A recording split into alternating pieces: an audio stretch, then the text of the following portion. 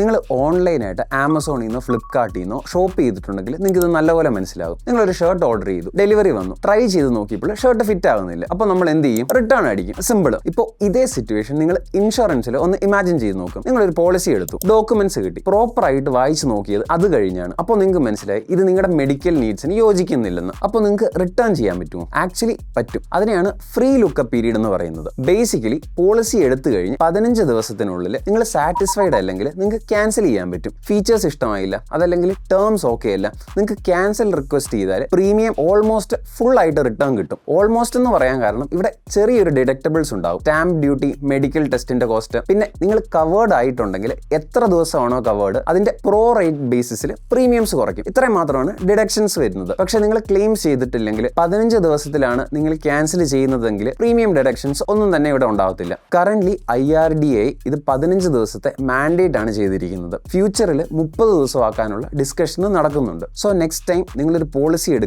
എടുക്കുന്നതിന് മുൻപ് തന്നെ ഡോക്യുമെന്റ്സ് എല്ലാം വായിച്ചു നോക്കണം. അത് മാത്രമല്ല ഒരു രജിസ്റ്റേർഡ് IRDA സർട്ടിഫൈഡ് അഡ്വൈസറിന്റെ അഡ്വൈസ് എടുക്കണം. ഇനി വേസ്റ്റ് കേസിൽ നിങ്ങൾ പോളിസി കിട്ടിക്കഴിഞ്ഞാണ് ഡോക്യുമെന്റ് വായിക്കുന്നതെങ്കിലും നിങ്ങൾക്ക് 15 ദിവസം കൂടിയുണ്ട്. So use it wisely.